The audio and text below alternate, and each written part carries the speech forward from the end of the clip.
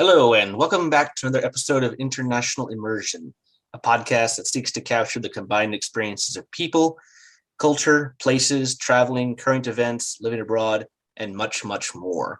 For today's episode, we're going to talk about a topic that I think, in a way, affects anyone on the planet, no matter what country you live in, no matter what age you are, and specifically for young people and those who are wanting to have children. And so the topic of today's discussion is what it's like to start a family during a pandemic.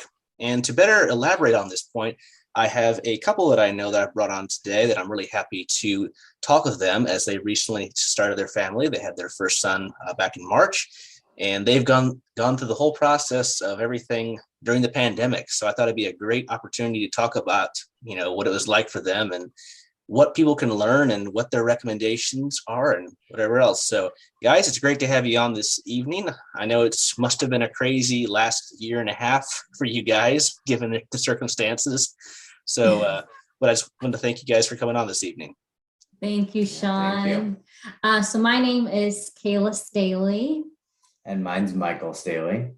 And we have been together for a little over 6 years. So as Sean mentioned, we recently had a son who is turning this week 10 months. So time flies, to say the least. It's been an interesting journey, as a lot of people had COVID babies, and we were one of those. And so definitely different compared to the traditional process. Well, yeah, that's true. And you guys, are a generation that's gone. The last time this happened was over 100 years ago during the Spanish flu pandemic in 1919, and just after World War I. So no one luckily has had to go through this in a century, but unfortunately our generation seems to have been at the wrong place at the wrong time for it. Yeah. But to kind of begin with, so you guys have been together for 6 years. That's wonderful here. So pre-pandemic, starting off, of course, you guys, you got married, you've been together. So of course you guys were thinking about starting a family. So would you say this started before the pandemic or? Yeah, so I think it definitely started before the pandemic. She was getting her MBA, and kind of the plan was after she was done with her MBA, we would start to try. And so I think kind of pre-pandemic to pandemic, doing the math, it didn't necessarily stop us from trying. And it just so happened to be in COVID, but we kind of stayed the course with that. Yeah. And then like all of my friends that were trying, as well as your friends, everyone unfortunately was just experiencing difficulties, with getting pregnant. And so I just thought that I myself would fall into that boat, as I didn't know anyone that was successful, knew some, but it took IVF. And so, yeah, it was just kind of a matter of, all right, we'll just kind of see what happens. We know that this year is, the year that we hopefully, we'll be able to have a kid, but it definitely came quicker than what we thought. Yeah, that's an interesting point you both bring up, is that globally, it seems that fertility rates are actually going down, and especially in some countries more than others, especially looking at some of the data when I was looking at before we did this episode. And that's a little alarming, actually. Mm-hmm. Yes, it's extremely sad. Just, having friends, just watching them go through it all. I myself don't know what exactly is contributing to that, but I will say that I was extremely blessed to not have any complications. Oh, and that's great to hear, and always a good thing, because like you said, that's definitely has to be trying on a relationship if you're trying to start a family, but it's not coming to fruition. Yes. So in other words, you could say that, pre-pandemic, it was pretty much the normal, run of the mill. Okay, I'm in school, I want to finish. So it's pretty much anything pre-pandemic situations. Those were all kind of, the main factors at play. But unlike a lot of people, you guys, once the pandemic started, then you decide, let's go ahead and continue. Yeah, for us, like the pandemic, it didn't necessarily influence it, especially like just with looking at age. Michael, he is older than me, and he grew up with parents that were a lot older, and so he he wanted to be a younger dad. And so that was something that like contributed to us wanting to try, whether there was a pandemic or not. But I do have some friends, family members that was a big thing. They said, no, we're waiting until after COVID. But as we have all seen, COVID did not go away like we all hoped it would. So some of them have definitely changed their minds from what they originally planned. Yeah, I think also too, like we were early enough in the pandemic, it didn't seem like it was going to be as long as it's been, right? We were roughly 4 months into the pandemic. It was still some of those extreme symptoms that you were presenting with. And it wasn't until about a month or two after that the symptoms started changing to, kind of more of a variety, some of the extreme ones, but also a lot more kind of mild, sinus infection-y type of symptoms. So that's a good point. We were kind of in that, I don't know if you would call it a sweet spot, but that sweet spot of like, oh, this isn't going to last that much longer, to a month or two after when the symptoms started changing. It was like, oh yeah, it's going to be around. So yeah, I think it's fair to say it's lasted a lot longer than anyone expected. And with the new Omicron variant that's starting to spread, and that's proven to be the most contagious of any of the variants. Luckily, it's not as bad as Delta, but it makes up for it with its contagious attributes. But who knows when it's going to end at this point, or eventually if it becomes something like the flu. Pray to God not. Yeah. I gotcha. So in many cases, you can say that for both of you, you kind of highlighted that the pandemic didn't affect you as much as other people that you know. Mm-hmm. In what way would you say that? Because I know people who've been affected much more, others less. I think it just really depends on a wide range of factors. That was in regards to like the decision to start a family. Mm-hmm.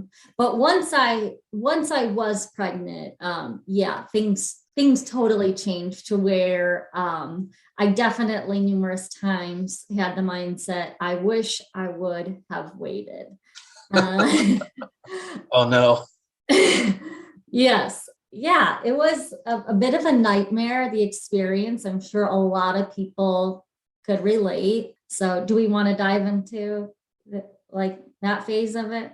Yeah, I mean that's the next part I was going to ask you, is basically pre-pandemic, what you thought of, how it affected you, and then you both decided let's going to go through it. But then it's not going to be a short spell. It's going to continue. But by that time you were already pregnant. So yeah. So basically, in a nutshell, what was it like being pregnant during a pandemic?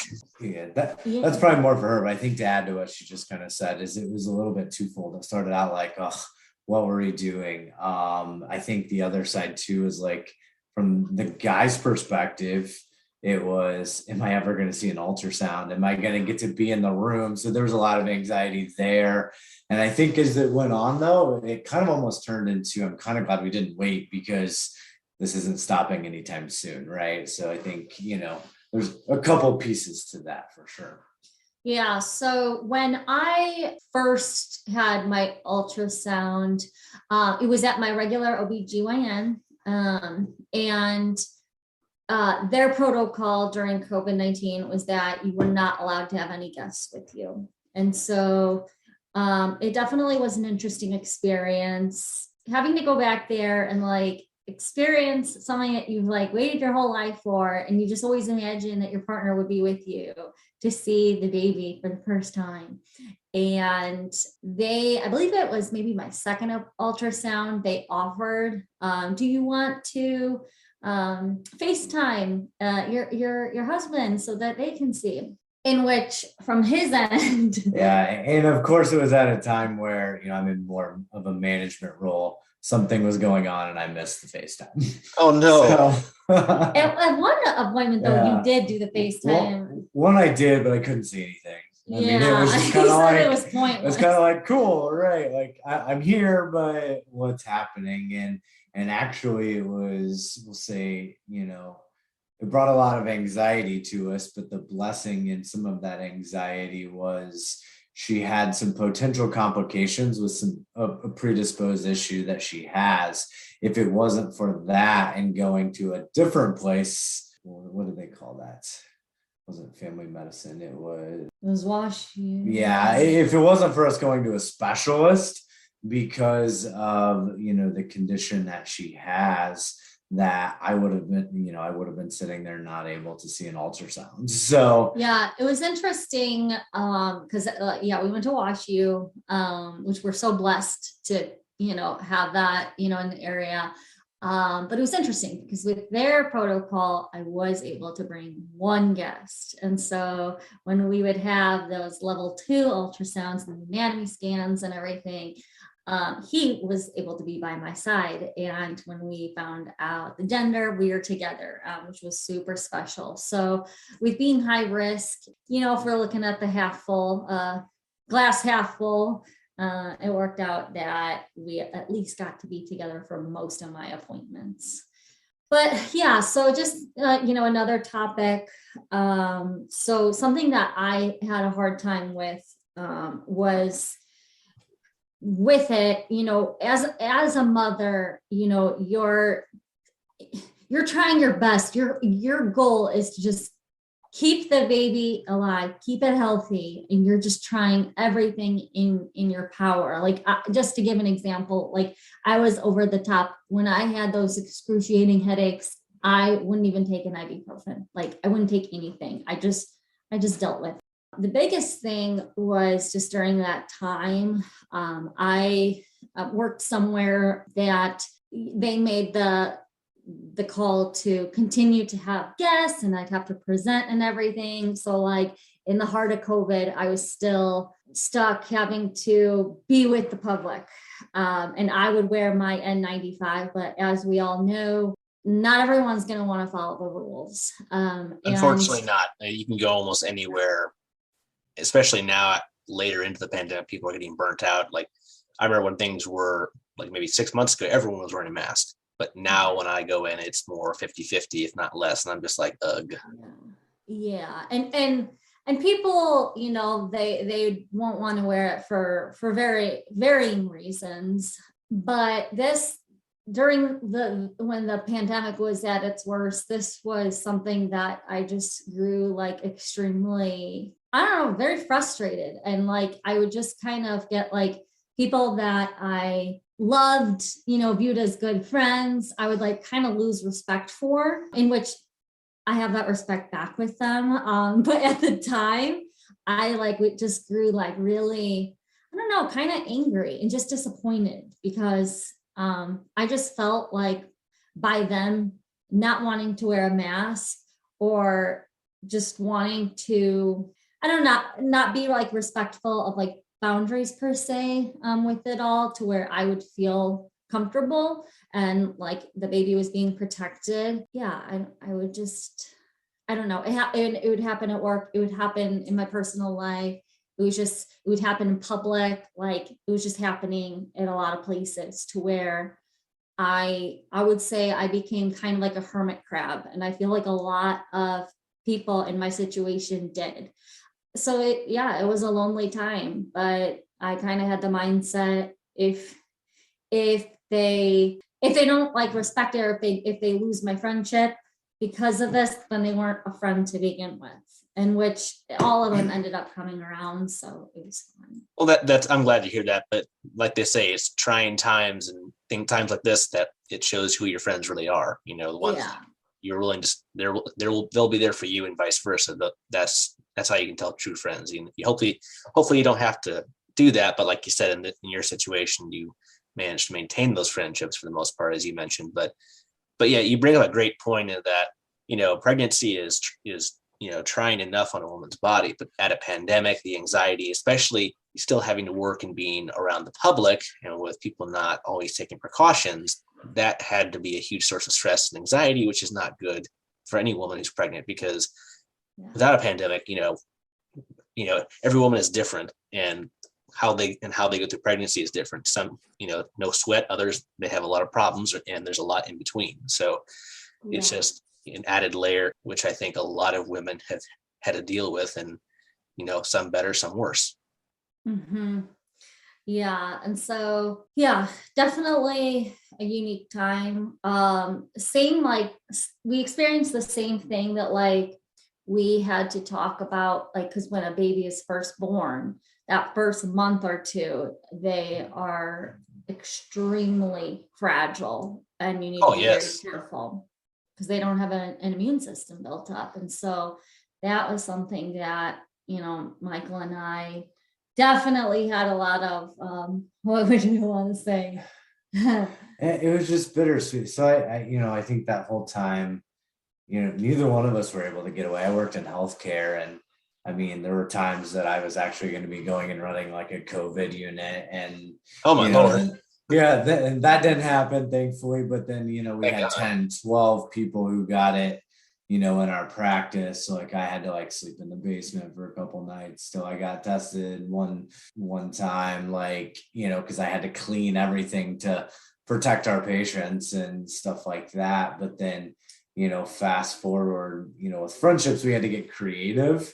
I remember like hanging out in our garage, like truly 6 feet apart from a friend, watching a basketball game, and we set up like a makeshift kind of, basketball, it was March Madness. So we set up kind of, or no, it wasn't March Madness. It was something else. I wouldn't let him in the house. Wouldn't let him in. I wouldn't let him in our house because I didn't want him touching it. And this is where like, we kind of went back and forth of like, I will stay 6 feet apart. Like, I will follow those boundaries. I see how this has affected people. I've been in these situations, so I think that's where there was a little friction on our relationship at times, but we kind of made shifts and things together, right? Like throw a heater in the garage, watch some TV there, pull the TV out there type of situation. So and like I remember, like for people to like see our baby, like good friends, like we would just have to have them in the car and they'd have to see him through the window, like not your typical,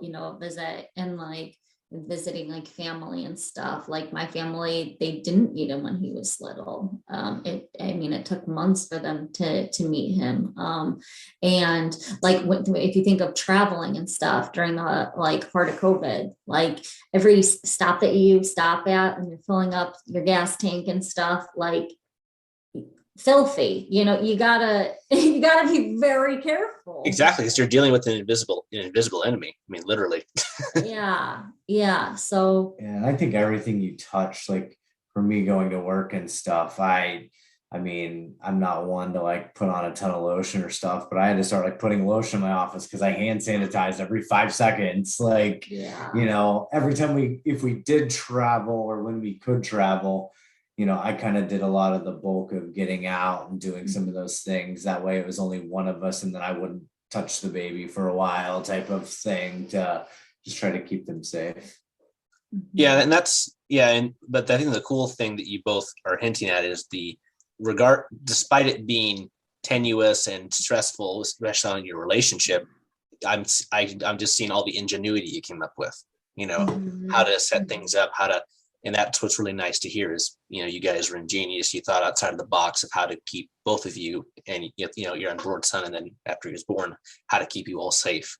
And also, I think a big thing too is like, just in like kind of like, just talking through situations, coming to like compromises, because communication. Communication. There were plenty of times where he's looking at me, okay, where we would have differing views. Like he thought I was being over the top, and I was like, you don't care about me and the baby. So like, differences of opinion. I mean, I know couples, and sometimes it's like, like two fists coming together, like ding, ding, ding. And I think it wasn't that, not seeing the perspective. I think it was, I'm big on kind of trusting in science. I wash my hands. If I do these things, then I should be okay. And that was my perspective, where hers was like nothing. None at all. Mine was the true hermit crab. I see. So you were more of like science and that, and then Kayla, you were more like just like, no exceptions, nothing. Like I was the type that after the fact, I'm like reaching out to friends like, hey, I'm sorry I haven't seen you in a year. I promise I still do love you. It probably plays into our personalities. I'm more like, all right, process it. She's more, all right, we got to do it. Yes. Well, all I could say is, I know it's a bit cliche, but thank God for technology, Zoom, Skype, FaceTime. it's not as good as being in person, but at least it's better than. Thank God this didn't happen like in the 50s. Oh my God, that would be awful. I mean, you have telephones, but not much more than that. So no, but that's neat. Kind of describing that. So and I can imagine as you went, as your pregnancy progressed, you guys did all these things to keep everyone safe. So what I'm curious is like, around the time that you actually had him, what was like the procedure like when you went to labor? Like, how was the hospital care? How are precautions made? During and after, after he That's a arrived. good question. I probably remember that better. than Yeah. She was thinking about other things. Yeah, I mean, I'm just saying. I mean, I'm a guy, but just knowing what women have to go through, that I'm sure their mind is not on all the procedures. Yeah. Yeah, I mean, man, the procedures. Yeah, I mean, check-in, it was kind of the same. You had to really wait for somebody. I think for me, it was like, come on, hurry up. She's in pain. Let's get this going. Like, because we kind of, surprisingly, it wasn't something like we rushed to the hospital for. Like, we were able to like pick up some snacks, do some things like that. Oh, that's good. So it wasn't. So it was. I mean, of course, labor is labor, but it wasn't like panic. Yeah, and her, contractions and everything. We were keeping track of those and that. But I feel like once we got to the hospital, though, everything intensified a lot, and I think she increased very rapidly at that point. So I think it was then turned into, all right, come on, let's go. They basically told me once I got in the room, they like, cause I think a lot of women, worry about this. Throughout my whole pregnancy, I'd say to the doctor, well, how do I know when it's really happening? And she'd say, oh, you'll know. But they have what's called Braxton Hicks. And I've heard of people going to the hospital and then having to be told, no, it's Braxton Hicks. And then like turning around, I'm like, oh, how embarrassing. I don't want to be that person. So I like felt terrible when I'm like, is this it? And so then, once I like got back to the room, they're like, yeah, you'll be holding every baby in 2 hours. And oh wow, I think part of that Very was because fast. and part of that was because it was we had to go C-section, I think so. They were trying to get all that taken care of. But as far as like PPE and protection, I mean, so everybody was, pretty well protected around. She had to wear a mask. They got a little bit more loose with that once she was COVID tested. But for me, the whole time I had to have my mask on because they didn't COVID test me. I'm telling you, that was the worst pain of my life. Like you are having contractions, and then they decide, oh, while you're having a contraction, we're going to give you a COVID test where they like touch your brain. And then they give you the test when they put it up your nose. Yes. Oh. Yes. Imagine having contractions on top of that. And then that thing where she basically said like, oh, it might not hurt as bad during a contraction, and gave it, which may make some sense, right? Like what's the thing? And then she had an epidural. You could probably hear me floors away. I was screaming. Well, I mean, that's not a non-invasive shot. I mean, that goes into the spine. And I kept on like anesthesia, right? That's like a serious jerking, anesthesia. And they're like, you cannot move because you can get like paralyzed. And I mean, it's a long needle that has to go in. I mean, it's pretty grotesque thinking about it, but I mean, I know it's and it's crazy because like that was by far the worst pain I will ever go through. Like I just remember thinking, you know what? You can chop the bottom half of me and that's fine. I don't need the bottom half of my body. And I'll be like, I was in that much pain where now it's been 10 months?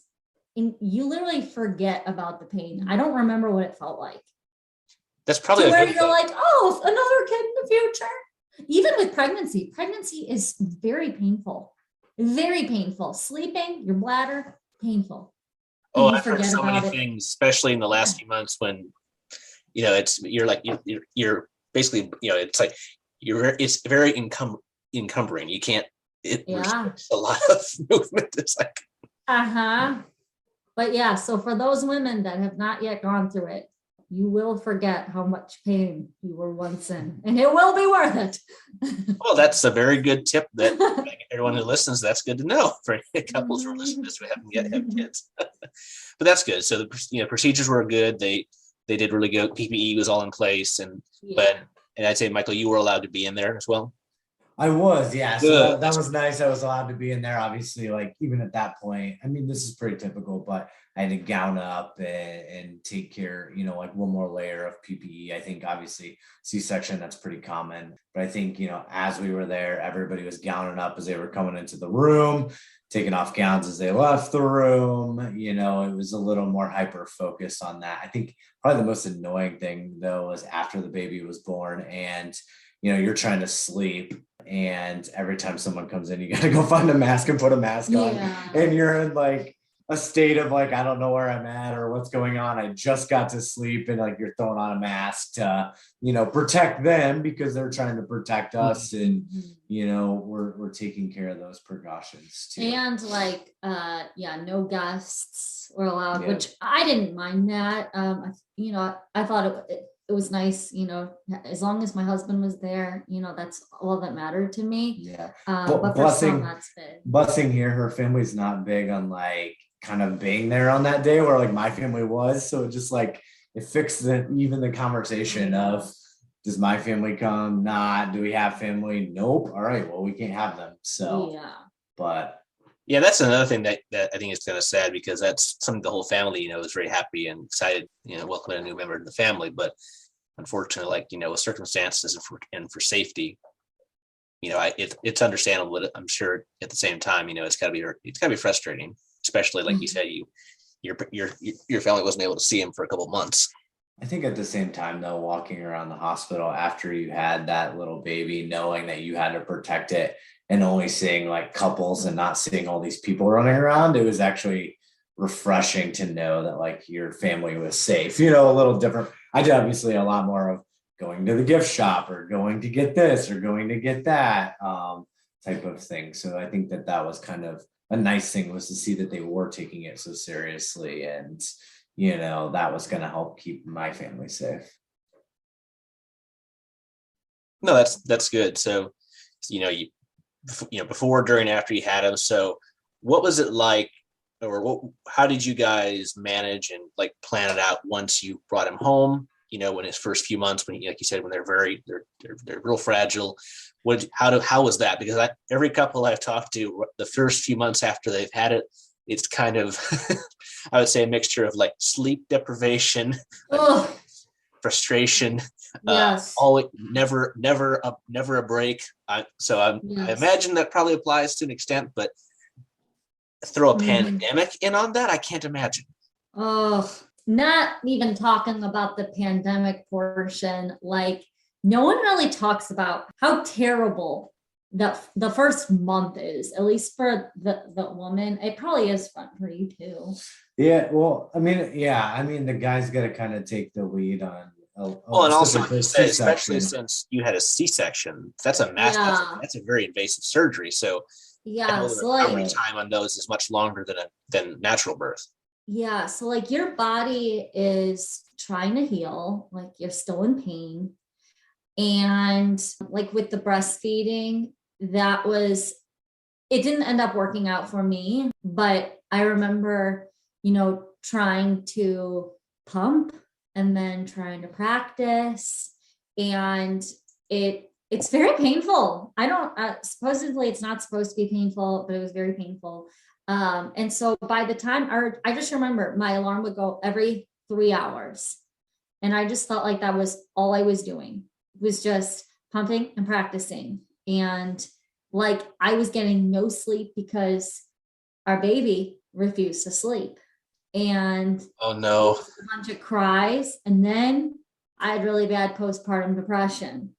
And it was just a mix of things. So I was a hot mess. Yeah, I think thinking about the COVID piece, this is where, you usually have family that help you out, right? Or you have some sort of piece, and, you couldn't have that. So kind of from my lens, it was taking care of the wife, taking care of the kid, cleaning, breast is stuff because she had just pumped getting up with the kid. She couldn't really pick up, our child for a little while. So taking care of him. So yeah, I mean, again, she went through, the disclaimer, she went through the hard part, but where usually you have family to kind of counter that, it was no sleep in the hospital, no sleep when you got home, go back to work all day, take care of, everybody in the house all night, and it was, it was definitely a trying time. I feel like we worked really, really well together, but yeah. And then you add kind of the postpartum component of it. And then, then just having, when all you want to do is sleep, turn into a cheerleader to try to, help uplift your spouse and everything. I just remember it was trying. Yeah, the sun would go down and I would just basically have a panic attack every night and just be sobbing. And I was so depressed and so yeah, I got on medicine, which definitely helped. So, and then the issues with breastfeeding and stuff, people just don't talk about, which hopefully that'll change in our society. But they're real issues. Yeah, well, and I think you bring up a good point, is that this is the process, but there's so many other details and things underneath that could be disclosed. And like you said, since, God bless you, you had postpartum, but that I'm sure that, I can't imagine how many other couples have been affected mentally and psychologically by that, knowing that there's all this increased danger, just could be anywhere around you. So I could see how that would, in a way, affect people even more psychologically than physically. Yeah. And while we were talking, I thought of this. So I appreciate everyone that got us flowers and stuff like that. But when you are going through the situation, food, you don't have any time. So if you have a friend that is, about to have a baby, getting them a gift card or making them, we had friends that made us a lasagna. That was so helpful. It goes such a long way. That, and with COVID, it's hard, but a cleaning service or going in on a room, but something that can help the couple, because you don't have time to clean either. All your time and effort goes on that baby.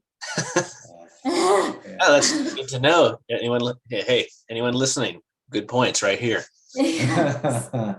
For sure. I think one of the COVID pieces I forgot about was working during this time. I had to strip down every day at the door, wash all my clothes to take those precautions, because I was around, again, people who potentially had it. You never know who was walking in our office. So taking off my clothes, having to, then shower and change clothes before I could hold the baby. And sounds like you're living in a laboratory. Yeah, pretty much. Yeah. So yeah. But I could see, I know that's extensive, but it's a necessity. Another thing too was having to send a child to daycare during a pandemic. That was something. So I really enjoy working, and even maternity leave, I still knew I wanted to work. And so we first started at just a regular daycare, and our son was sick all the time.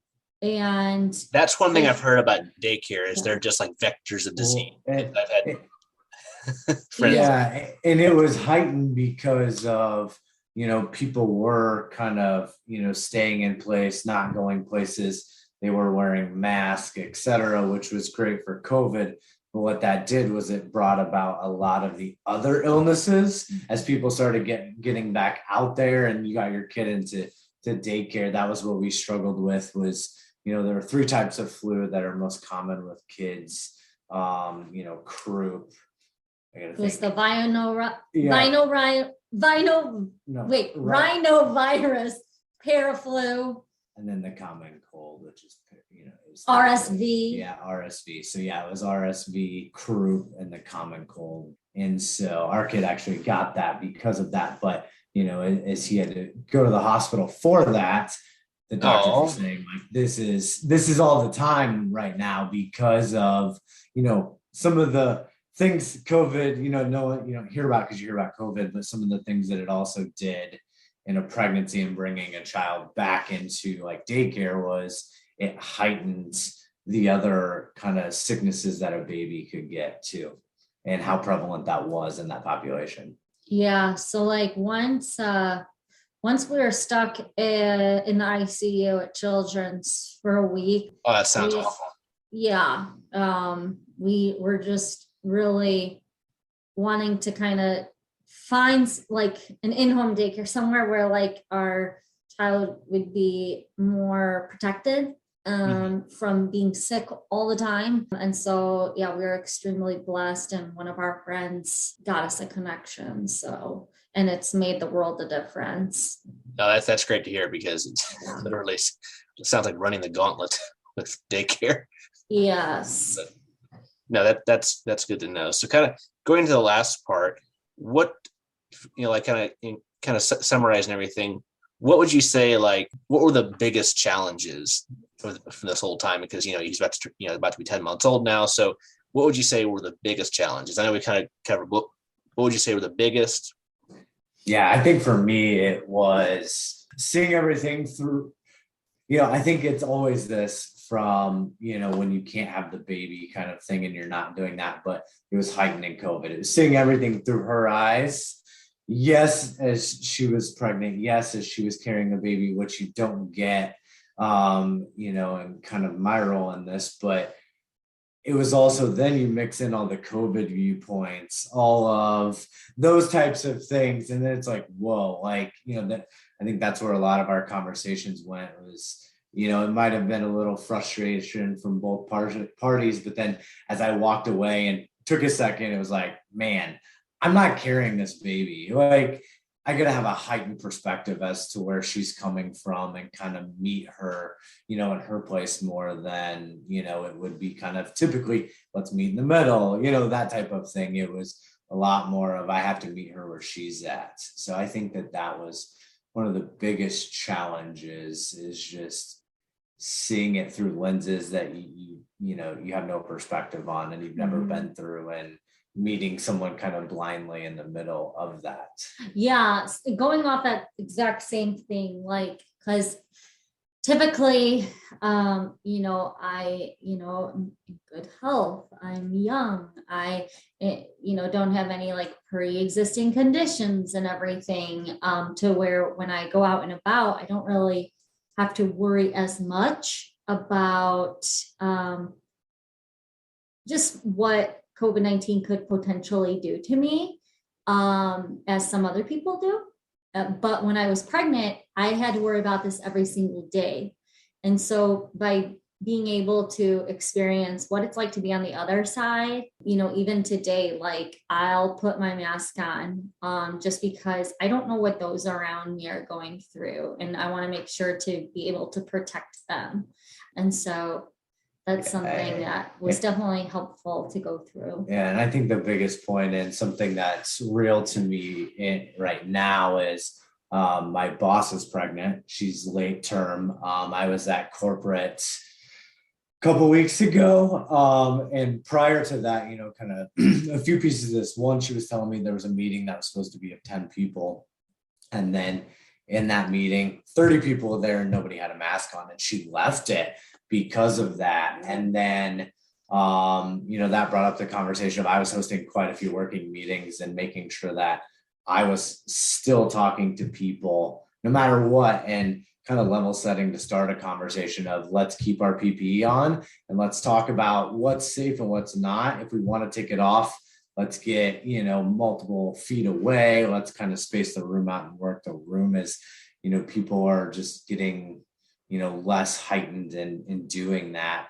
We actually had 2 people that had grandparents that lived with them. So it was, they really appreciated that, and then I think the last piece was I presented with her. And if you haven't presented for like an hour to 90 minutes in a mask, it's not cool. It's not fun. It's really hot, but not taking that off, even though we were the only 2 people in the room at the time that had our mask on, but knowing that I was going to be next to her, not taking that off and trying to keep her safe because I had been in her shoes, I think is just something to blast out to people, and just having that respect for those around you that fall into this category. And I think you bring up a great point that I think a lot of people don't quite see, is that being respectful of others and trying to protect others, because a lot of people who don't want to mask, I'm not going to speak for them, but sometimes I get the sense they don't think of that.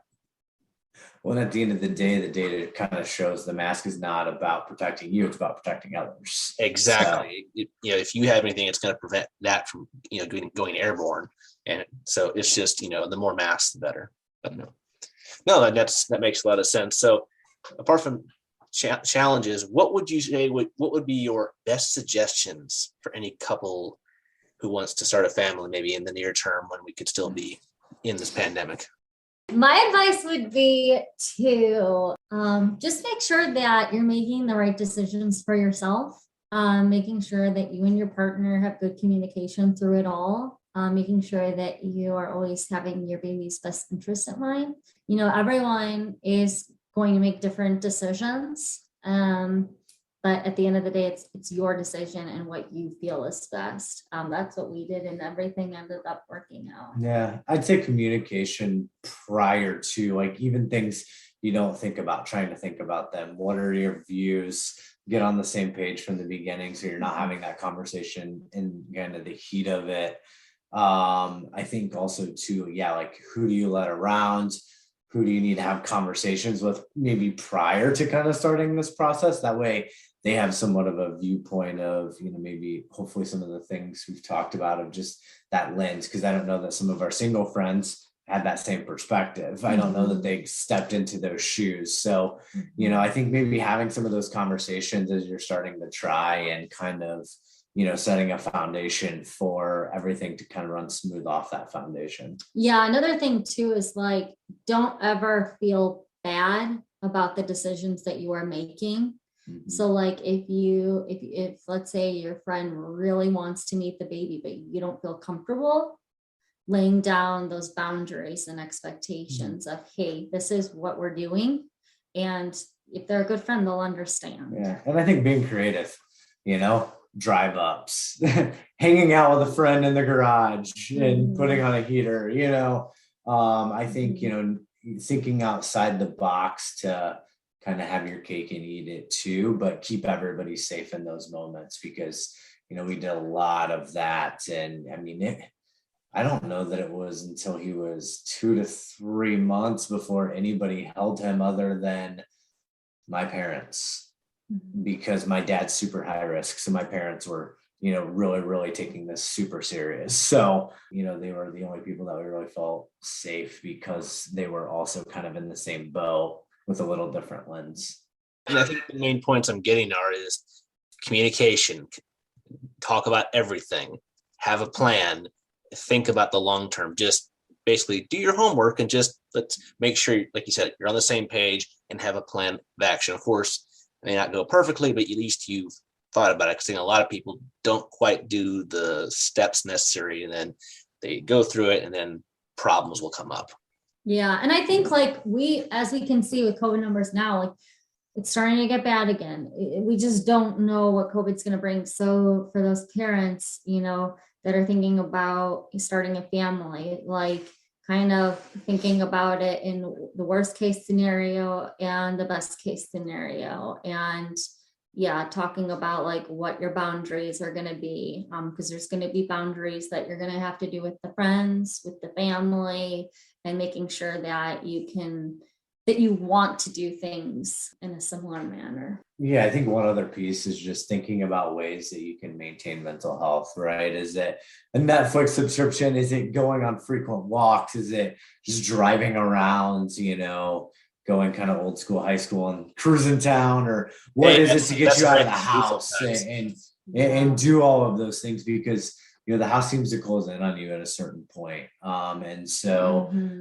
for us, it was, being able to do walks, or I would go on a walk and she would go on a walk, or we drove around when it was super cold, kind of at the beginning a lot. And, just to get out of the house for mental health. And, that, I think that's obviously always an issue, but I think it's heightened when, you don't have outlets or abilities to kind of step outside of your house and seeing the same people every day all the time. Exactly. You know, like you said, any way you can. It's sometimes just getting out of the house. Sometimes you have to get out of the house or do whatever because normal circumstances you can do anything. But now you can't travel, you can, but it's very haphazard, I would say. And sometimes and also it's like you need personal time to decompress. You can't always be together. You can't always be doing something. You have to have time to relax, mentally decompress. So keeping that balance is difficult, and especially when you throw a pandemic and okay, all these things, 10 of the 20 things I normally do, I can't do. The other 10 are optional, but yeah, it's all good points, and I think all things that people can use, when thinking about, to start a family, because that's probably one of the biggest decisions anyone's going to make in their life. No, that's great. Before we kind of call it a day, any last takeaways or anything else you would like to mention? Just be ready to kiss sleep goodbye. It's our son's going on 10 months, and this is the first time that we've ever gotten a full night's sleep. And I think 10 months. Oh my goodness. Yeah. And I think maybe a good way to end it is, it's all been worth it no matter what. And hugging and kissing your kid, getting to see their smile and see that they're healthy the giggles is all worth it. Yes. That's something I've heard from every couple is regardless of the challenges, regardless of how much sleep you don't get or what you have to do at the end of the day, having the kid or having your son or your daughter or both, it's worth it. So, well, guys, I really appreciate you coming on today. I think, I think it's a great way to kind of bring to people's awareness of just what having children curtails, and throw a pandemic on it. Like I've said again and again, just makes things so much more complex, I can say.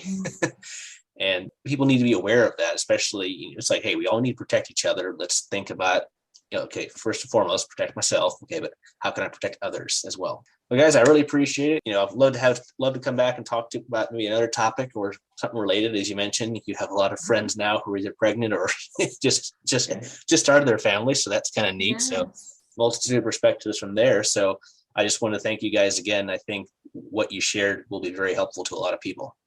Yeah, and if anyone has any questions, I'd be happy to answer any questions. And if listeners are interested in hearing from another couple, I could definitely talk to some of my friends and get another couple on your podcast.